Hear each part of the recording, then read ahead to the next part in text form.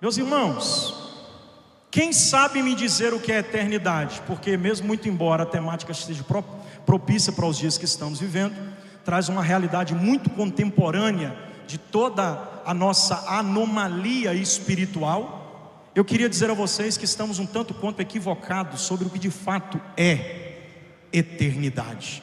A eternidade é uma expressão muito utilizada, é uma expressão que se ouve muito, mas não observada nas suas minúcias. A eternidade é algo que não se explica com uma pregação de 35 minutos, mas é possível tentar compreender a eternidade quando nós olhamos para o Deus eterno. Já que vocês tematizaram este evento sobre eternidade, baseada na vitória de Cristo sobre a morte, prescrita por João na revelação do Apocalipse, justamente na ocasião em que João está deitado, caído, prostrado aos pés de Jesus, após Jesus mostrar-se vivo eternamente, João vê que a morte, ela não é o ponto final da existência humana, em detrimento da própria vitória alcançada e demonstrada por Cristo, através das características que ele mesmo descreveu. João começou a olhar para Jesus da face para os pés, começou olhando os seus cabelos e terminou debruçado aos seus pés. É importante ressaltar que esta visão que João recebe da eternidade em Apocalipse capítulo 1 só é descrita de fato após João se prostrar aos pés de Jesus e ver o céu aberto no capítulo 4. No capítulo 2 e 3 as cartas são escritas, as 7 cartas para as 7 igrejas da Ásia Menor. Estas 7 cartas para as 7 igrejas, que são personificadas por 7 castiçais, que indicam uma autoridade espiritual que traz a nomenclatura de anjo, sendo que na verdade nada mais é do que as estrelas que caminham sobre elas. E toda essa expressão de 7 que em Apocalipse aparece muitas vezes, na verdade está mostrando a plenitude, está falando daquilo que é perfeito, daquilo que é justamente eterno. Percebam que toda a revelação do Apocalipse tem esse link à eternidade. No capítulo 1 é Cristo se auto-revelando como aquele que venceu a morte e vive eternamente. No capítulo 2 e 3 são 7 cartas sendo escritas para 7 igrejas da Ásia Menor, chamando a atenção delas com um choque de realidade para aquilo que é eterno.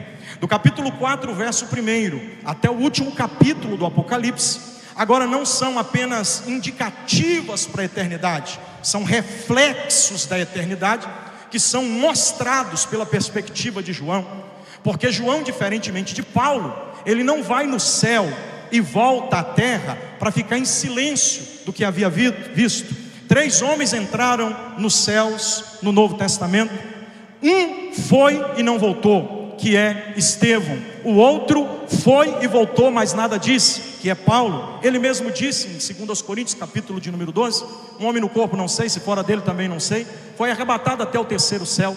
E lá ele viu coisas inefáveis que ao homem não é lícito falar, eu não posso contar. É um silêncio que eu preciso estabelecer sobre todas as gloriosas revelações que eu tive. Só que o 3º homem é João. Estevão vai e não volta, não dá para contar o que viu. João vai e volta e conta, diferentemente de Paulo que foi, voltou e nada disse. Para João a ordem do Espírito de Deus é distinta, é oposta, é paradoxal. Para Paulo o Espírito pede silêncio, para João o Espírito faz com que ele demonstre detalhes. Tem que ter minuciosos detalhes, tem que ter detalhes sempre bem apresentados. Isto é, não só veja, bem como também ouça, mas sobretudo escreva o que você viu e ouviu. E não escreve de qualquer jeito não, escreve conforme a perspectiva e a audição. É por isso que do capítulo 4 até o capítulo 22 João vai descrever todas estas coisas eternas que estão no céu. Isso me preocupa um pouco com base no que João disse, porque Paulo tinha uma sensibilidade muito grande sobre a igreja. Olha só para vocês verem, quando Paulo vai escrever aos Tessalonicenses, ele escreve para que os Tessalonicenses comecem a viver na sua rotina diária, estabelecerem a vida novamente, passarem a praticar a rotina normalmente, porque eles estavam tão presos ao que é eterno, que se esqueceram do que era momentâneo. Então, dando uma figura de linguagem bem atual para vocês entenderem, Paulo está dizendo: vocês precisam tomar banho, gente, precisam ir no mercado, precisam fazer compra, precisam pagar conta, precisam cuidar dos filhos, precisam estudar, precisam trabalhar. Não é só ficar olhando para o céu esperando Jesus voltar. Vocês estão tão presos nas coisas que estão por vir, que estão se esquecendo do que está acontecendo agora. Mas em contrapartida, quando Paulo escreve aos Colossenses, ele não mostra que a igreja estava preocupada só com o que vai acontecer. Ele mostra que a igreja só estava preocupada com o que estava acontecendo. É por isso que ele repreende duramente os irmãos colossenses, quando ele diz que eles devem pensar mais nas coisas que são de cima, onde Cristo está sentado, colocar a cabeça mais nas coisas que são do céu, mais nas coisas que são do alto. Olha o que Paulo faz, olha o equilíbrio que ele encontra.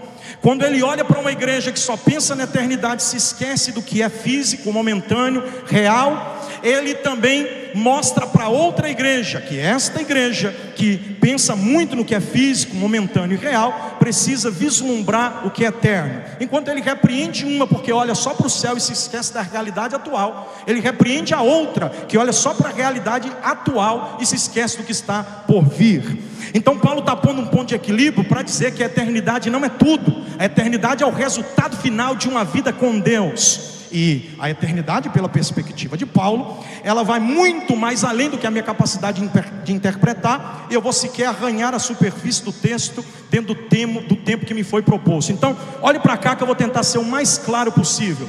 Quando Paulo vai falar da eternidade, baseado nessa perspectiva que João descreve, porque embora Paulo não tenha falado nada sobre a eternidade, quando ele vê o que é eterno, ele recebe de Deus coisas que nem os discípulos que caminharam com Cristo receberam.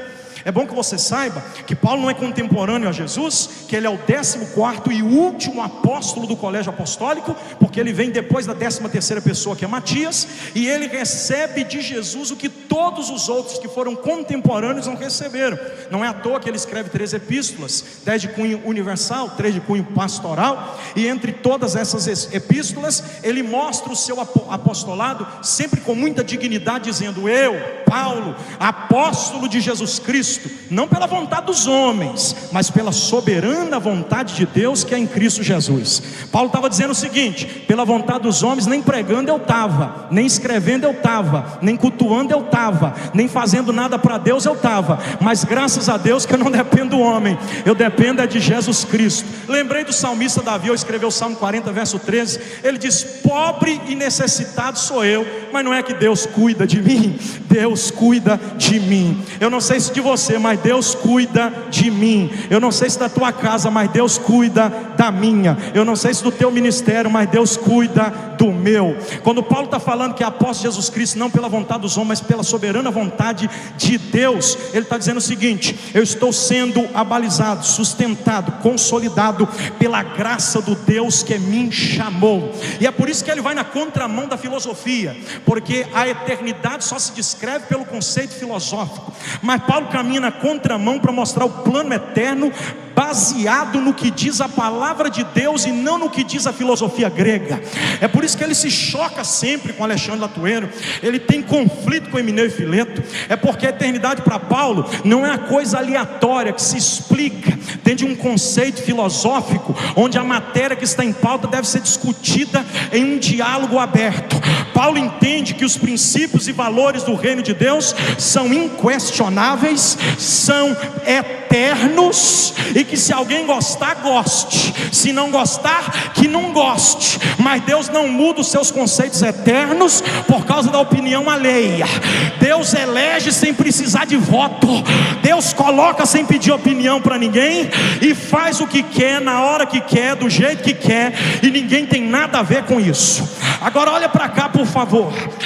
Pensando no que Jesus mostra a respeito do que João disse no capítulo 1 da revelação do Apocalipse, e linkando isso com a fé do que disse Paulo, dentro da mesma perspectiva do que é a eternidade, eu não tenho tempo para pregar não, mas vou tentar falar sobre 3 verdades que a eternidade nos revela.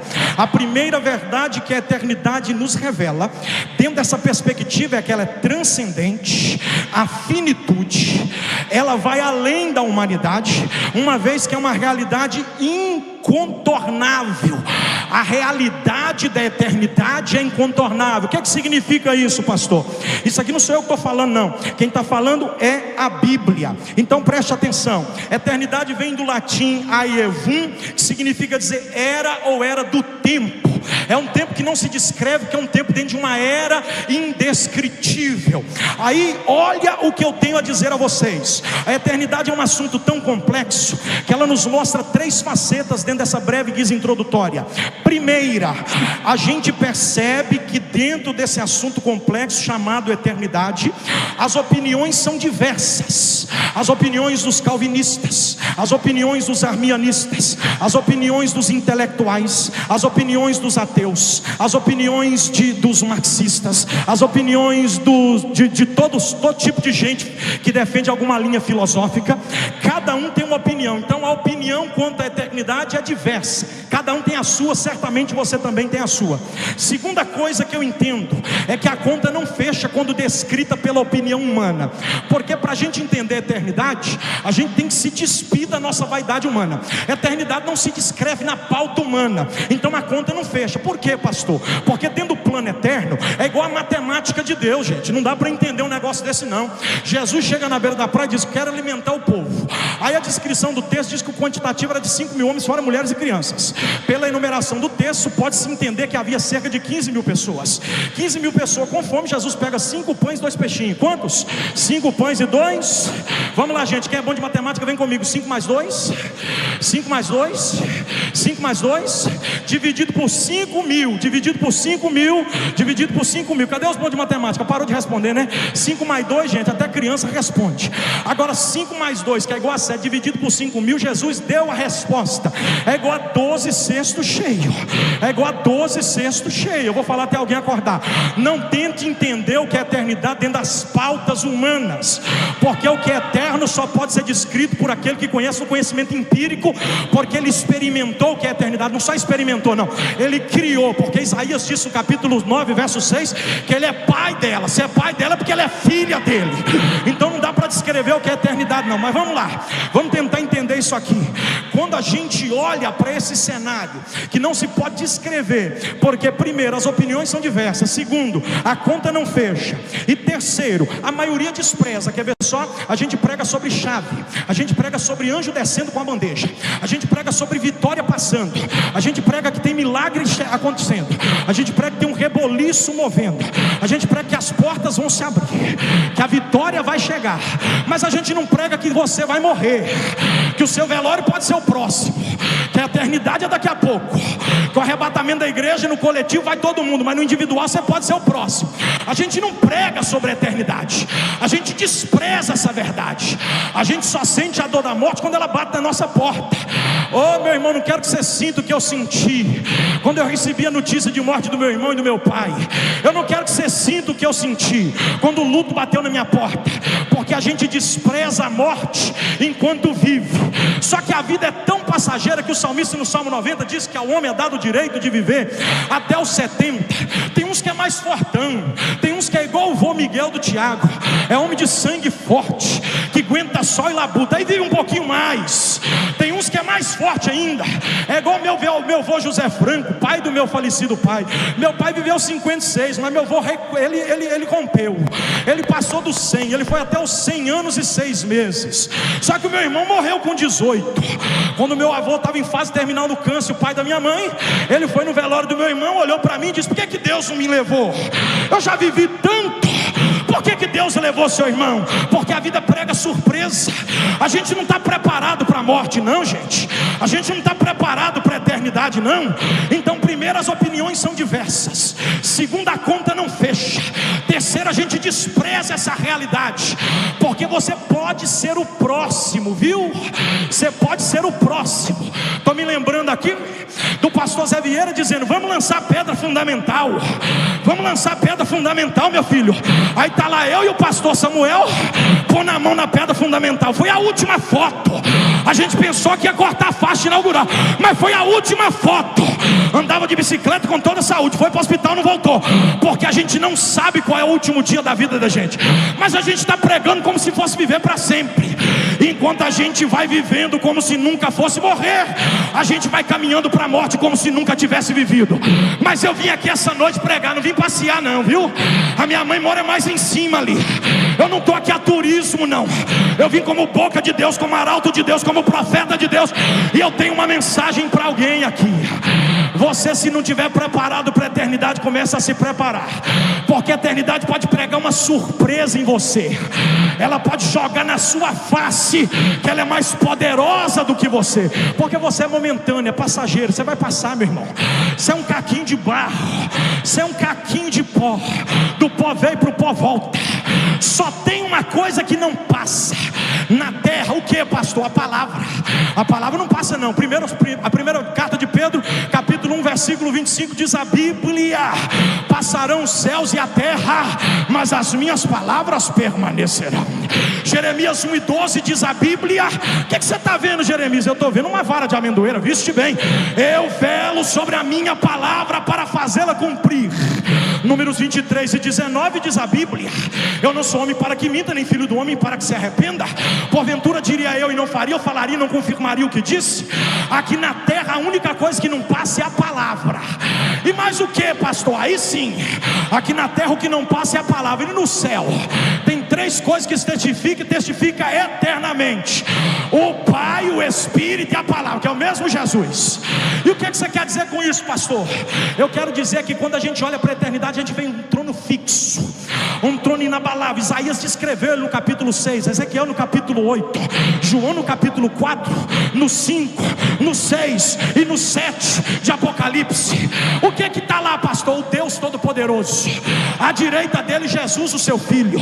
E o trono dele não passa não, viu?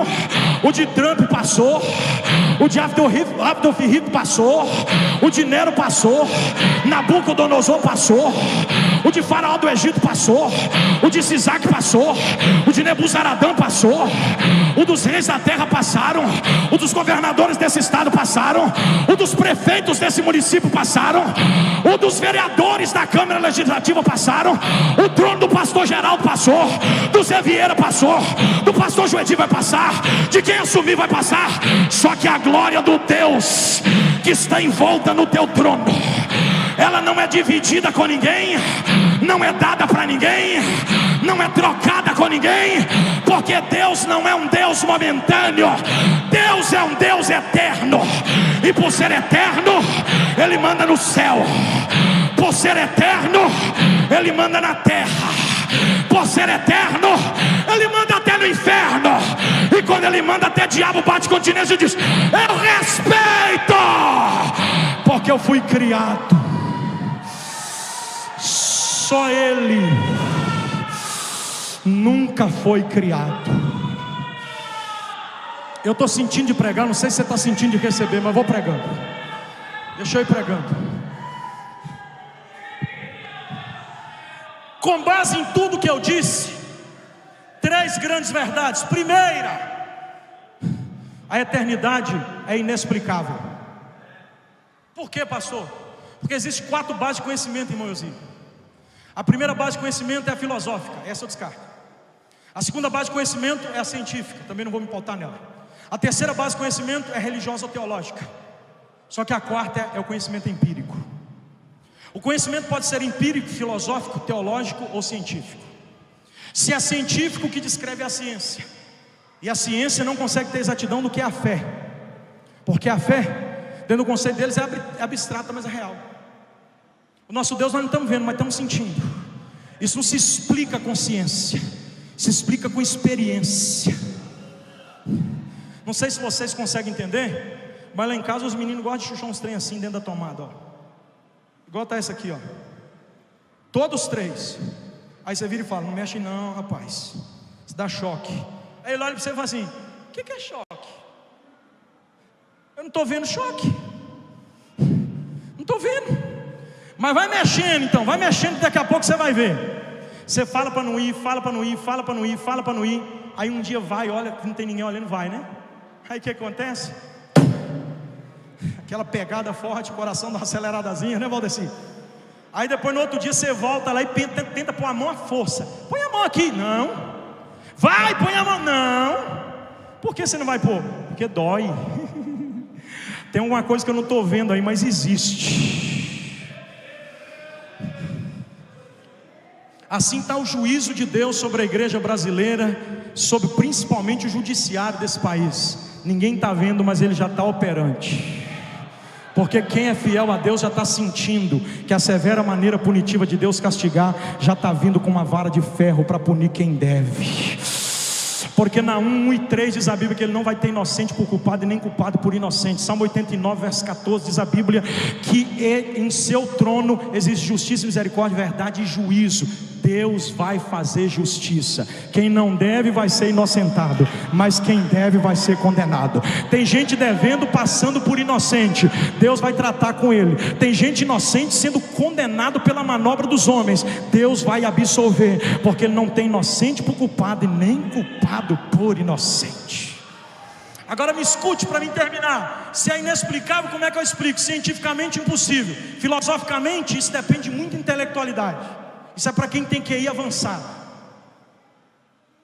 Se eu não explico eternidade cientificamente nem filosoficamente, me resta então explicar teologicamente. Teologicamente falando, a gente pode absorver muita coisa dentro desse aspecto do que é a eternidade, mas não propriamente dito, porque no seu contexto geral é impossível de explicar. Então como é que eu explico, pastor? É inexplicável a eternidade. Por quê, pastor? Porque só um pode explicar. Sabe por que a Ford não dá pitaco na Chevrolet? Porque motor de fabricação Ford passa pela linha de verificação de quem tem patente alta na Ford. Segue-se um projeto de combustão. Sabe por que uma empresa não interfere na outra? Porque no plano de execução cada um segue um script. E eu não posso dizer para você como é que você vive uma coisa que você fez sozinho, sem ninguém saber a forma daquilo. É por isso que a Coca-Cola tem o dinheiro que tem, porque quem fabricou não dá forma para ninguém. E quem fez a eternidade foi o Deus Todo-Poderoso. Deus fez com que a eternidade saísse de si. Então ninguém melhor do que ele para explicar o que é a eternidade. Olha o que Isaías disse no capítulo 43, versículo de número 13: antes que houvesse dia, eu sou, e ninguém há que possa fazer escapar das minhas mãos. Agindo eu, quem impedirá? No verso 18 ele diz: não vos lembrei das coisas passadas, nem considereis as que são antigas. Eis que faço uma coisa nova. Oh, bendito seja o nome de Jesus. Eu ainda não entendi não. Então transita comigo no plano do Deus eterno, quando ele faz com que a eternidade viesse a existir. Porque a eternidade ela não pode ser discernida dentro de um conceito humano, raso. Por quê, pastor? Porque a eternidade foi desenvolvida dentro de um plano espiritual. Olha para mim aqui se tem lógica uma coisa dessa. Deus chega para Jeremias no capítulo 1, versículo 4 e diz assim: antes que eu te formasse no ventre da tua mãe eu te conheci, e as nações eu te dei por profeta. Deus está dizendo para Jeremias: você nem existia, rapaz. Seu pai nem tinha conhecido a sua mãe. Você ainda não era nem um feto no ventre. Eu já tinha projetado a sua história. O teu futuro já está na palma da minha mão. Hoje eu venho aqui no teu presente me revelar a você hoje. Só que tem uma coisa: hoje me revelo para você no teu presente, mas antes de você existir eu já tinha projetado o teu futuro. Esse é o Deus que eu estou pregando a respeito da eternidade. É um Deus que vai muito mais além da nossa compreensão. Então a primeira verdade que a eternidade nos mostra é que ela é inexplicável. Guarde isso.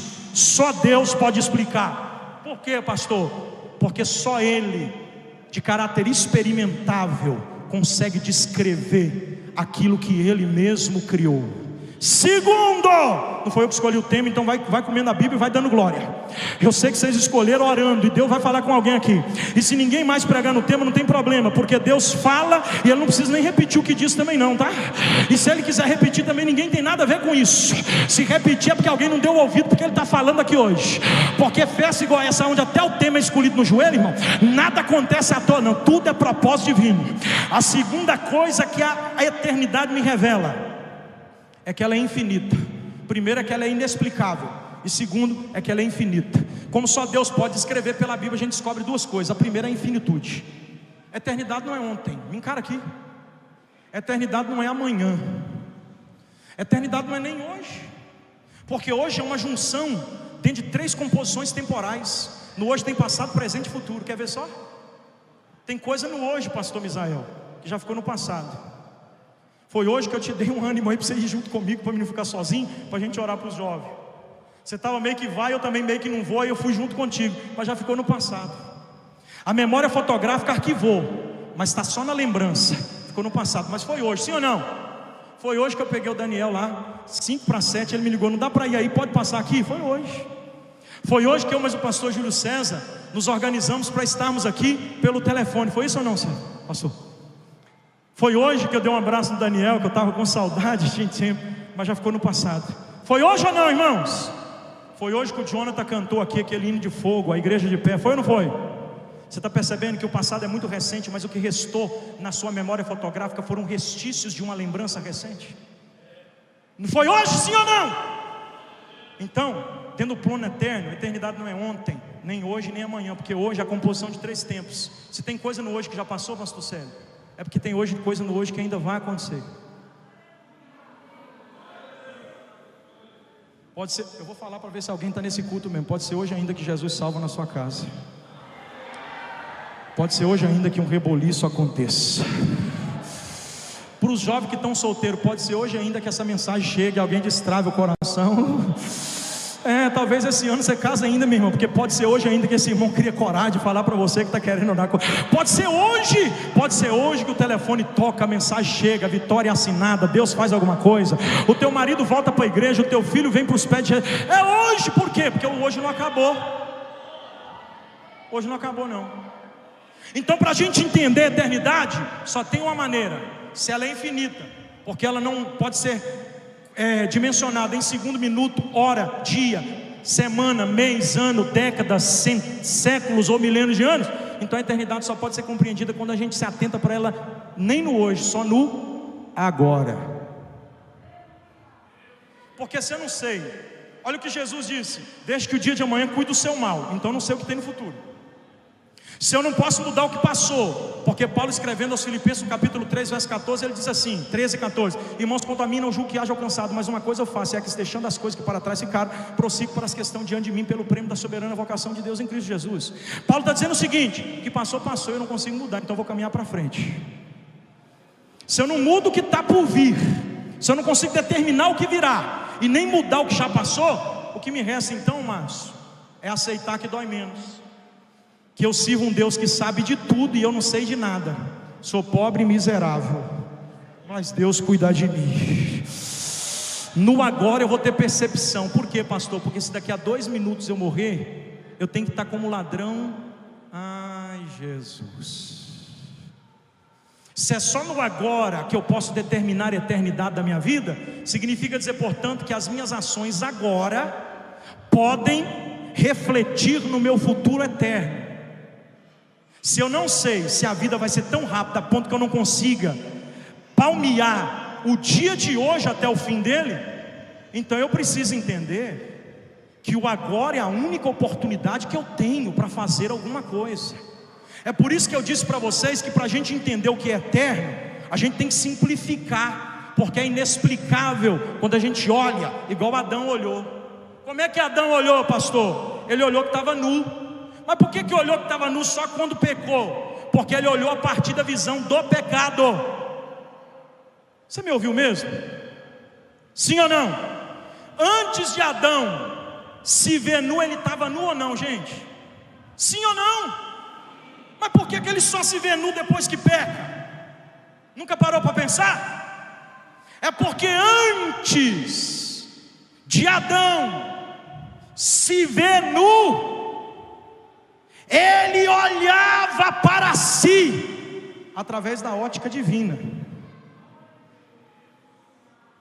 Mas no dia que ele pecou, ele tentou olhar para Deus através da sua ótica humana. E aí o reflexo de quem Deus é mostrou a imundície do sujeito que ele era. É por isso que Isaías até o capítulo 6 ele diz: ai desse, ai daquele outro. Mas no capítulo 6 ele diz: eu vi. E quando eu vejo Deus, a glória de Deus revela o indivíduo sujo e impuro que eu sou. Então olha para quem está do teu lado, porque eu ainda estou pregando, e diga para quem está do teu lado assim: aproveita agora, amanhã pode ser tarde demais. Diga: pelo negócio de Deus com você é agora. E sabe o que eu aprendo no agora? O agora se desenvolve pelo Ramatilei, que nada mais é do que o tanque que Deus abriu para Sansão no dia da sua extrema sede. Ele estava lá, matou 1000 homens com a queixada de jumento, mas o tanque estava longe, e a sede era para agora. Como ele não conseguia ir para o futuro, Deus trouxe o futuro até a ele. Que coisa louca, pastor. Não lê o texto que você vai entender melhor. Ramatilei, estou trazendo o futuro para o presente, estou mudando a sua sorte. Eu não sei se você crê nisso aqui não, mas promessa de Deus para a minha vida que eu pensava que ia acontecer daqui uns 20 anos já está acontecendo. Só do fim do ano passado para cá eu já estive em 11 países e 18 estados pregando o evangelho. Não é porque eu sou bom não, é porque Deus leva e Ele cumpre o que fala. Quando eu estou pensando que vai acontecer daqui muitos anos, Deus está trazendo o futuro para o presente.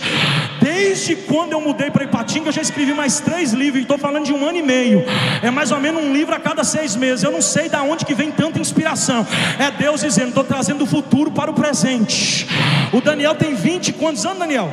25 anos, ali está uma dipa, 3.500 jovens uniformizados de quinta a domingo passado. Um menino de 25 anos, é Deus dizendo: eu poderia esperar você ter 30, 40, 50, mas eu estou trazendo o futuro para o presente. Eu vou falando até alguém acordar aqui, até alguém acordar aqui. Era para ser ano que vem, vai ser esse ano. Era para ser mês que vem, vai ser esse mês. Era para ser semana que vem, pode ser hoje. E se pode ser hoje, por que é que não pode ser agora? Deixa eu ver quem pode levantar a mão. Ai, Jesus.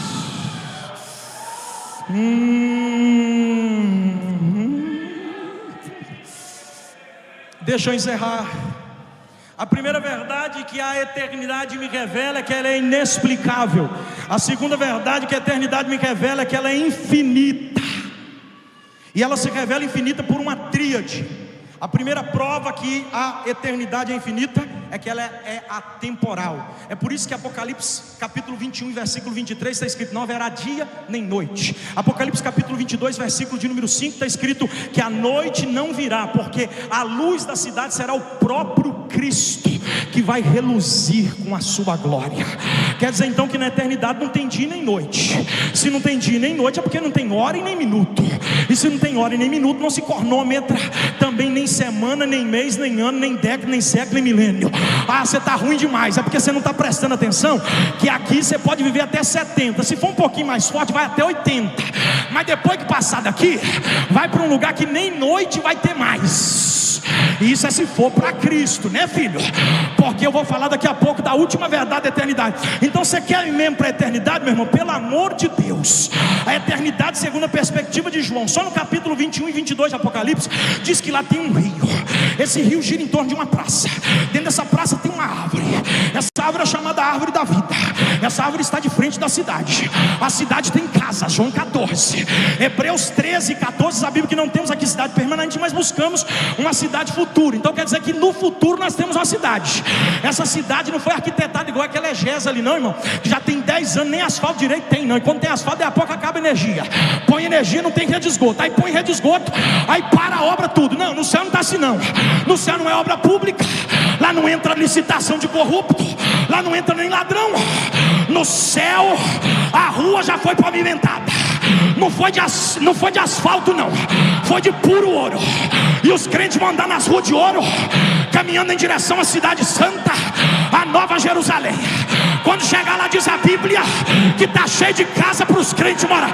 Eu não sei se eu estou pregando para quem você vai. Eita, eita. Ô pastor Célio, o senhor topa? Eu não sei se tem mais alguém que topa, mas quem sabe a gente é vizinho de porta. Ei, não se turbe o vosso coração. Crês em mim, crê também em Deus. Na casa de meu pai tem muitas moradas. Se não fosse assim eu não teria dito: vou vos preparar lugar. E quando eu for vos preparar lugar, voltarei e levarei vocês para mim mesmo, para que onde eu estiver, estejais vós também. Quem está indo para lá? Quem está indo para lá? Quem está indo para lá? Levante a mão. Com a mão levante a voz. Dê a melhor glória que você trouxe aqui. Eita, Elema. Ela é maracama chana macamassuia. Ei, Massuia. É atemporal. Segundo, é permanente. O que significa permanente, pastor? Permanente é aquilo que não pode ser modificado, aquilo que não pode ser alterado. Aí nasce o terceiro pilé da tríade. Qual é, pastor? É inalterável, é eterno, porque é atemporal, é eterno, porque é permanente, é eterno, porque é inalterável. Aqui embaixo a gente mexe as peças. Levanta rapidinho, por favor, pastor. Só pode me ajudar? Senta no lugar do Silas. Senta no lugar dele, Silas. Aqui embaixo a gente pode fazer isso. Com todo respeito, é claro. A gente mexe um lugar para o outro. Levanta aí, meu filho. Senta no lugar do Jonathan. Aqui embaixo, o primeiro pode ser o último, o último pode ser primeiro. Aqui embaixo Deus pode pegar o pequeno e colocar no lugar do grande. Pode pegar o grande e abater. Pode pegar quem está no pasto, igual Davi, e levar para o palácio. Pode pegar quem está no palácio, igual Nabucodonosor, e levar para o pasto. Porque aqui embaixo a gente muda as peças, mas lá no céu, meu irmão, cada um já tem o seu lugar, e ninguém pega lugar de ninguém. Epa. Abra a boca quem está comigo aqui. Eu vou dar lugar. Eu estou sentindo os meus pés fumegando aqui, Jonathan. Parece que eu estou vendo Ipaba 15 anos atrás. O que é, pastor? É alguém querendo o céu mais do que a terra, mais a glória do que os olhos. Levante a mão. É macio. Urimichora. É maracama sondorô rebala. É mitria face candoré. Dadacite. Dadacite. Elema ramawa. Eu vou deixar você dar pelo menos uns 3 glória a Deus aí. Aleluia. Aleluia. Aleluia. Aleluia. Aleluia. Deixa eu encerrar. A primeira verdade é que a eternidade é inexplicável. A segunda é que ela é infinita. E a terceira, pastor? A terceira é que ela é inevitável. Eu não quero ir para lá não, Vaguinho. Vai ter que ir querendo ou não querendo. É inexplicável, é infinita, mas ela é inevitável. Por quê, pastor? Por 3 razões óbvias. Primeira, os anjos vão cantar eternamente. Os anjos não podem escolher se querem ou não viver na eternidade. Vão ter que viver porque Deus criou a eternidade para eles viverem nela. Apocalipse capítulo 5, verso 8, a Bíblia que miríades e miríades e milhares de anjos se juntaram para cantar um novo cântico. Qual é o cântico? Digno é o Cordeiro que foi morto e reviveu. Digno é o Cordeiro que foi morto e reviveu. E sabe por que ele é digno? Porque ele pode ser adorado eternamente. Então os anjos nos mostram que a eternidade é inevitável para eles. E os demônios, pastor, também. Diz a Bíblia que eles serão condenados eternamente. Estou falando de pós-tribulacionismo, nem pré-tribulacionismo. Eu estou falando de pré, pós, mídia, nada. Não estou falando também de milênio, estou falando de tudo, final de tudo. Esquece a escatologia agora. Vamos lá para o final de tudo. Porque se eu fosse falar sobre milênio, sobre juízo final, sobre grande tribulação, sobre praga do apocalipse, sobre arrebatamento, aí a gente não tinha tempo. Então vamos para o final de tudo. Depois do milênio, Satanás será lançado na prisão eternamente. E nós, pastor, nós não temos escolha. Se os anjos e os demônios vão se sujeitar ao plano eterno de Deus, porque é inevitável, que dirá para mim e para você, comedor de arroz e feijão. Então é inexplicável, é infinita e é inevitável. E para mim orar, não é porque eu terminei a mensagem não, porque eu estou na metade da primeira folha do esboço. Eu ia virar a página e abrir a folha, mas não tem tempo mais não. Então olha para mim aqui. Eu orei hoje à tarde, Deus falou muito comigo nessa parte da mensagem que eu vou entregar agora. Quando a eternidade nos revela que ela é inevitável para nós, ela mostra uma dupla faceta, um destino duplo. A eternidade é uma só, sim ou não? Não tem 2 eternidades não, mas tem 2 destinos eternos. E se tem dois destinos eternos, eu preciso ter temor para saber para qual lugar eu estou indo quando eu chegar na eternidade. Por quê, pastor? Porque a eternidade é uma, mas os destinos são dois. E quando eu falo de dois destinos, eu vejo três grupos de pessoas, o que vão nos tentar impedir de chegar lá, os que vão tentar fugir de lá, e os que vão gozar eternamente lá. Pastor, não entendi não, vou ser claro. A igreja não termina como ré. A igreja não vai passar pelo veredito popular. Não é um juiz com uma toga que vai bater o martelo e vai decretar o final da igreja. Homens vão tentar nos impedir de chegar lá, mas não vão conseguir impedir a igreja de ser arrebatada. Segundo, tem gente que está brincando com o evangelho e quando chegar lá vai tentar fugir de lá, mas não vai conseguir sair, porque escolheu o destino errado dentro de uma só eternidade. Qual, pastor? Escolheu estar na eternidade com o diabo e a terça parte de demônios que foram reprovados do céu. Gostou da minha mensagem? Não tem problema não, eu sei que pregador não agrada todo mundo não, filho. Ainda mais pregador de casa, né? 13 anos aqui, gente, o cordão umbilical ainda está curando. É agora que eu acabei de cortar o cordão umbilical, estou aprendendo a andar sozinho na fé. Não dá para agradar todo mundo não, só que tem uma coisa: se não gostou de mim, engole pelo menos a mensagem, que ela é de Deus para a tua vida, é de Deus para a tua alma. Escuta isso aqui, por favor. Se eu quero ir para a eternidade com Cristo, então eu preciso escolher qual via eu vou caminhar por ela, porque existe dois destinos em uma só eternidade: com Deus ou com o diabo. Não gostei da sua mensagem, pastor. Pede Deus graça, vai comendo, tomando água, porque essa noite eu vim aqui dizer que tem gente nesse culto. Quando eu estava orando, eu estou muito tranquilo sobre o que eu estou pregando. Quando eu estava orando lá em casa, o Senhor Deus falou comigo assim: faça o convite. Eu sabia que em abertura de festa como essa, conjunto canta, convidado de fora, pregador, cantor, talvez eu ia ser oprimido pelo tempo, mas eu sei que isso é normal. Eu não estou aqui para desmerecer nada, muito pelo contrário, não mereço falar nem um minuto. Me deram foi 50 ainda, mais do que eu mereço, com certeza. Só que agora, com a permissão do pastor, porque já cerrei meu horário, ele me deu até, já acabou meu horário, mas eu quero te pedir, pastor Joedi, me dê a permissão de fazer o convite. Posso?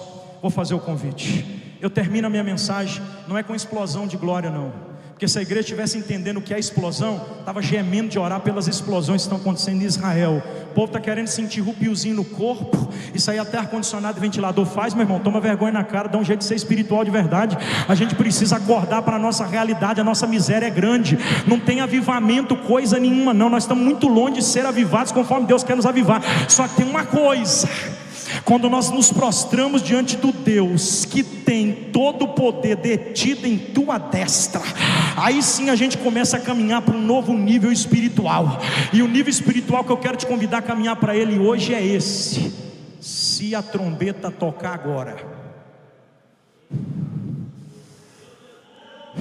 se Jesus te chamar no coletivo ou no individual agora, onde tu vais passar a tua eternidade? Salmo 90, verso 2: de eternidade a eternidade, tu és Deus. Eclesiastes 3:11: fiz todas as coisas com formosura e as dei ao coração do homem de forma eterna, mas o homem não consegue discernir o que é eterno. Oh, bendito seja o nome de Jesus. Tem alguém aqui esta noite? Pastor, eu posso orar? Posso? Vamos ficar de pé com a permissão do pastor. Vamos ficar de pé. Você sabia que isso aqui é uma falta de ética terrível, mas é um gafo que a gente comete? Isso aqui é uma falta de ética terrível, mas já é de praxe. A gente tem que perguntar primeiro, para depois falar no microfone. Mas a gente pergunta no microfone, é meio assim, está tudo errado, mas glória a Jesus. Amém? Amém, gente? Jesus governa sobre a eternidade. O seu trono é inabalável, é eterno. Eu queria dar um abraço em alguém que precisa desse abraço. Você não é obrigado a vir não, mas Deus já falou comigo que você viria. Se você endurecer o seu coração, aí é um problema seu com Deus, não é mais comigo. Eu estou indo para a eternidade, Jonathan. Ó, escuta aqui, irmãos, escuta aqui. Se o céu estiver fazendo assim para mim, eu não estou nem aí se a terra toda está fazendo assim. Sabe por quê? Porque antes de ser pregador, eu sou salvo. Antes de ser pastor, eu sou crente. E eu não quero ser pregador, eu quero ser salvo. Mas porque sou salvo, Deus me fez ser pregador. Eu não queria ser pastor, mas porque sou salvo, Deus me fez ser pastor. Antes de ser pastor pregador, eu preciso ser salvo na pessoa bendita de Jesus de Nazaré. Eu abro mão do título que possuo, mas da salvação não. Eu preciso ter o meu nome escrito no livro da vida. Eu tenho dito e vou dizer para vocês aqui, eu não estou vendo a hora que eu vou parar de pregar, porque o mundo gospel é imundo. Quanto mais para dentro você entra, mais para fora você quer sair. Por quê, pastor? Porque é tudo mentira o que estão dizendo por aí, é tudo falsidade. Eles chegam aqui só para encenar o script, é só para apresentar a peça teatral. Se a metade não for depositada antes, eles não vêm. Se o hotel não for aquele, ele não vem. Se a passagem não for aquele, não tem nada de Deus, é tudo coisa do homem. É o reino dos homens, é um reino paralelo onde o diabo opera nele, não tem nada de Deus. Quanto mais para dentro eu entro do mundo gospel, mais para fora eu quero sair. E eu fechei um acordo com a irmã Aile e com os meninos lá de casa. Eu disse para ela: ó, amor, é o seguinte, a qualquer momento alguém vai tomar um susto comigo quando vê na notícia assim, agendas canceladas, parei de pregar. Aí alguém vai dizer assim: o senhor está errado, pastor, o senhor não deve fazer isso. Se Deus não me der graça para conseguir mudar o ambiente cujo qual tenho frequentado, eu não serei mudado por esse ambiente, eu prefiro correr dele. Por que você está dizendo isso, pastor? Porque eu acordei lá em casa que o mundo todo eu já sei que eu não vou conseguir ganhar, certo? Mas lá em casa tem 3 meninas e a minha esposa, e sem contar minha mãe, né? Porque eu sou filho único. Eu preciso dar a mão para esse povo e colocar eles dentro da arca, pastor Isaac, que o dilúvio está vindo aí, já que o mundo todo eu não vou dar conta de colocar para dentro. Então deixa eu dar a mão para minha esposa, para meus meninos, porque o dilúvio está vindo aí, gente. O dilúvio está vindo aí. Se você não vai conseguir salvar o mundo todo, pelo amor de Deus, dá um jeito de abraçar sua família e colocar para dentro da arca, porque o dilúvio está vindo aí. E essa noite eu vim aqui e vou orar agora, nem um minuto mais depois. Você quer vir aqui na frente? Porque tem duplo caminho te esperando na eternidade, mas você já escolheu qual caminho você quer trilhar? Vem aqui que eu quero orar por você.